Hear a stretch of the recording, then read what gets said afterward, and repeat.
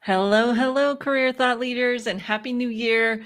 I just wanted to pop in here and give some updates on what we've seen in 2024, see what you've seen. So if you're watching this replay later, maybe when you get some free time tomorrow on New Year's Day, send a note and let us know what you think.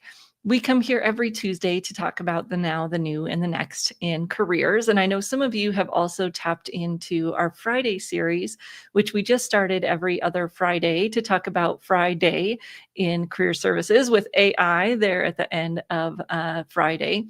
So we're talking about how we use AI in career services, and we'll be doing that on the 3rd. So if you're around and you'd like something to do, join us on Friday the 3rd. We'd go at 1:30 p.m. Eastern Time and talk about how that is impacting our career and the work with clients. And we'll slip a little bit of that into our Trend Tuesdays as well, but it was becoming such a big topic that it just needed its own time. So Trend Tuesdays, what's been going on in 2024 that we need to know about, and then how do we help our clients with that? We're going to talk about 4 major trends today and how they will impact your people in 2025 and beyond. So the first one has to do with this push towards in office and our rebellion against it. And rebellion against that is, an advocacy for remote work, advocacy for flexibility is important, right? It does help have that flexibility to work outside of an office. However, what we've seen in 2024 is this even started in 2023, a huge increase in the amount of people that want to work remote from 2021 and on, right? Not dropping. So at least staying the same, the number of people applying for remote jobs, but the number of remote jobs has dropped 60, 70% over the last few years. So now you've got the same amount of people applying and way fewer jobs, which is creating this stalemate, right? People who want remote work are seeing it to be harder and harder to get that work. Now, typically we'd say change where you look, right? You can look at remote only jobs. You can look at distributed companies, remote first companies, and that's still a good thing to do. What people need to be aware of, though, is that also recent research came out showing people in office have increased salaries in 2024, and people who are remote have not or have dropped. So the companies that are remote first or distributed have likely figured out that they have a perk people want, which means they don't have to pay top salary anymore. And what we're going to see there is companies that aren't remote first or distributed, you're out of sight, out of mind is what we call it, USM, right? You're out of sight, out of mind. And that means that you're not as likely to get the raise if you're in a mixed company. And those distributed companies, remote first companies, you're just going to have to pay attention and understand, are they paying below market rate because they've got this perk that people want? We can negotiate, right? We can use our skills to negotiate more and get those salaries to be equal to what they might be at another company, even though they're remote. But we've got to be aware of this happening, that this phenomenon is happening.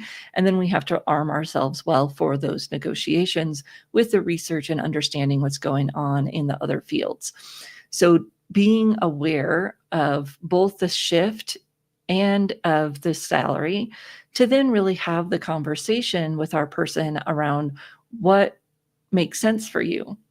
Is remote work really that much more important than salary or than getting a job fast? Because all of these are values that we juggle when we're in job search, right? Do you want a job fast, or do you want to stick to these things that are important to you, and maybe remote work is? Then you'll likely be accepting a lower salary as well. Is it really worth it?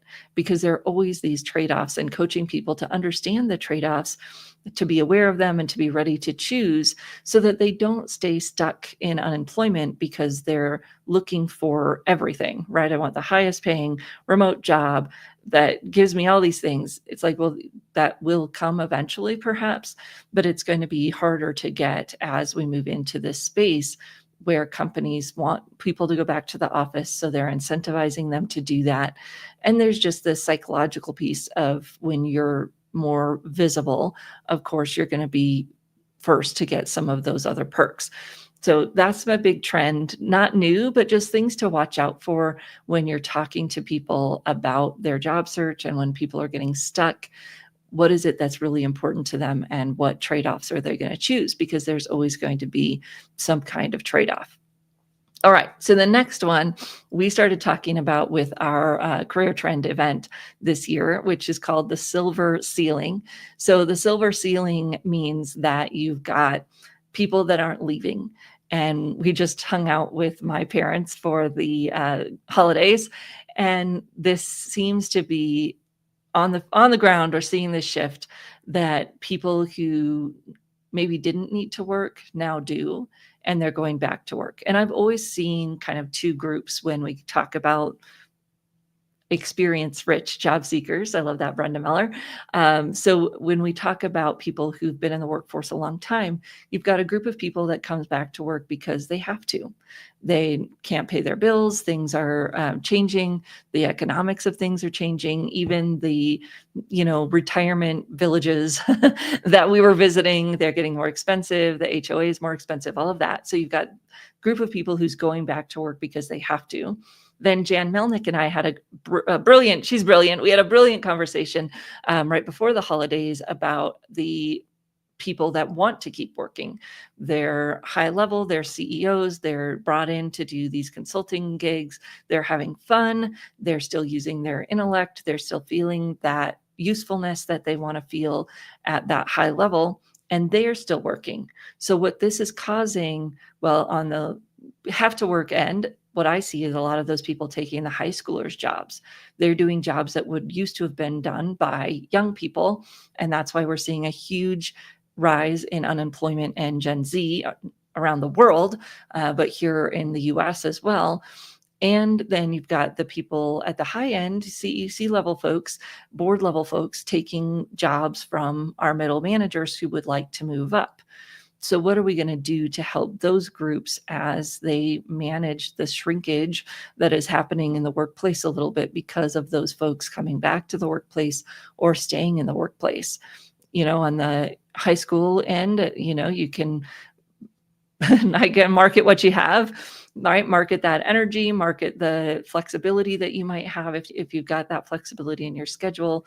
But just knowing that you've also got to communicate well with all generations as a young person, because you're going to be working with all generations in the workplace, and even those grandparent types. And usually that grandparent conversation goes pretty well. It's kind of the middle people there that tend to have more trouble with the communication.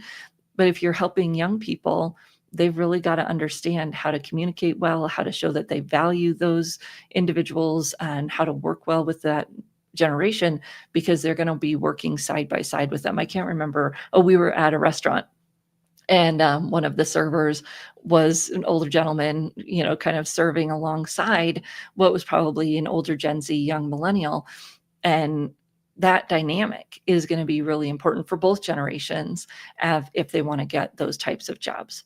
Then, of course, you've got your middle managers who are trying to figure out, okay, how do I move up when there's maybe not as much movement happening? And of course, we've seen the move out to move up a lot this year, where people are finding better opportunities when they move between companies than when they stay inside companies, or figuring out if there is a creative solution where this C-level person that wants to stay but maybe doesn't want to be full-time, is there some kind of flexible opportunity arrangement for our middle manager to flex their job and maybe do part of the C-suite level job and stay in part of their own job, that then creates the opportunity for someone below them as well, who may be in that child rearing phase and want a fractional type of role. So just think about getting creative, but knowing that this is happening and not being surprised by it. And how are you going to help your clients navigate it? So that's the second one. We're just seeing this silver ceiling, and I see it getting more silver folks coming back into the workplace in 2025, because that is just the talk that I'm hearing. All right. And I'd love to hear what you're hearing too. So if you're watching the replay, go ahead and drop a note and let us see, are you seeing more of your experience rich clients wanting to come back to the workforce? So then the next one is fractional. We've been talking about fractional or independent contractors or whatever since 2018. And I was just watching a football game and there was a commercial for Fiverr, I think. You're just going to see more and more of that. One, with the geographic opportunities and the way that that creates opportunity for people across the globe. Two, because companies are in this weird place of, is technology going to do some of these jobs? What do we still need people to do? Where's the economy going? Oh, let's just hire a contractor because that hedges our bets. So we don't have to put all of our eggs in that basket. So when we think about what that means for your clients, is there an opportunity for them to use the independent workforce as a way to get their foot in the door? And I've been talking to job seekers about this since 2010. When I started doing job search groups, it was, that one job, the full-time only job mentality can really get in the way of your job search. Getting your foot in the door, doing something as a contractor, doing something part-time really can move you in the right direction, especially if you're thinking about that thing as a strategic move. So we're not just taking any stopgap job, we're taking the job that lets us get the foot in the door that we want to have. And with the increase in independent contractors and freelancers, there really might be more of a legit opportunity to do that. Sure, it might not pay as well as you'd like it to, although a lot of that's always negotiable, and usually about 3 times the rate that you would be getting paid as an employee. So negotiate well, and then keep looking, keep working, keep networking towards that full-time thing, which of course is exhausting. Which kind of brings us to our next trend, which is this mental health and wellness focus, and our ability to help clients figure out how to balance that and manage that against the realities of the job market. So we can want work-life balance, but what does that actually look like? And how do you achieve that in a way that isn't getting in the way of reality of the job search? And I don't believe that those two things have to be, opposed, that every company is going to get in the way of your work-life balance, but you have to be able to define it so that you can ask questions about it, so that you can navigate it and be realistic about what a job means, which I've seen all generations at some point get, that challenge of, I wouldn't say that it's, I deserve this or whatever, but there's reality and then there's what we want, and how do we get those two things to be as closely as possible is usually good communication and negotiating skills, which comes from knowing what we really need, what our non-negotiables are, so that we can communicate around those. And where we're willing to compromise, because there are going to always be compromises. If we're not willing to compromise, usually that means that the compromise is kind of forced on us, because we'll be unemployed or whatever longer if we're not willing to make some of those compromises. All right. So when we think about what we're looking forward to in 2025, and one of the themes that I kind of saw in my thoughts was balancing our advocacy with our coaching. So we might want to advocate for people who are older in the workplace. We might want to advocate for more remote work. However, it isn't our client's job to advocate for that. Some of our clients might want to advocate for those things. They might want to, draw a line in the sand. They might be able to. And we have got to realize that not all of our clients either want to or are able to. They might need a job. They might need to walk that line a little bit more. And we don't want those people to give up everything, because then they'll be unhappy or used or whatever it might be. But everybody's going to have their own line along that path from advocacy to getting a job, and somewhere in between.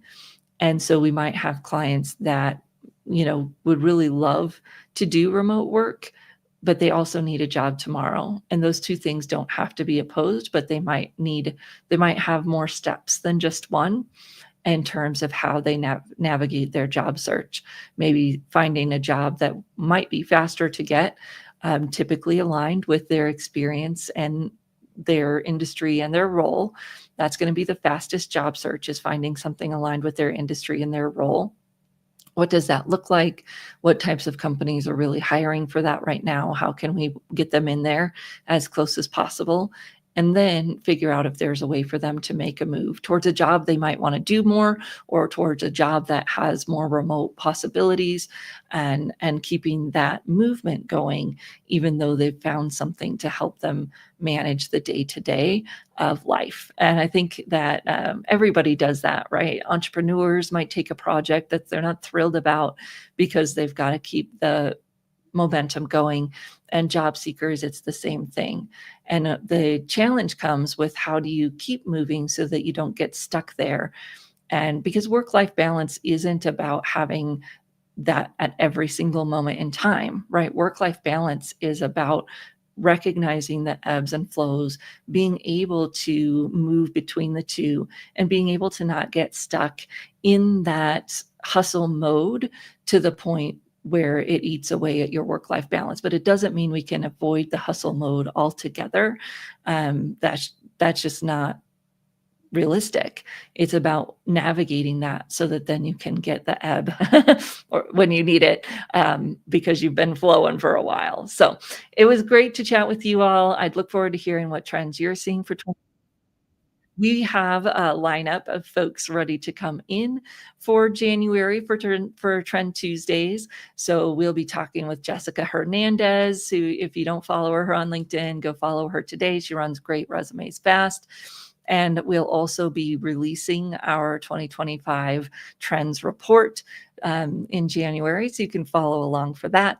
And if you didn't know, like I said, join us for Friday in Career Services, where we're talking about AI in career services every other Friday at 1:30 Eastern Time. And that includes this Friday, January 3rd. Join us out at 1:30, and we will be chatting about AI that's been used in interviewing, because that's one of the other major trends that we're seeing is, of course, the shift in hiring based on technology. And are they using more technology? Yes. Will they also be going more analog? Yes. And on Friday, we'll be talking about some of the technology that's forcing that change. So we'll see you next Tuesday if we don't see you for Friday in Career Services. Thank you, everyone. Have a great new year. We'll see you in 2025.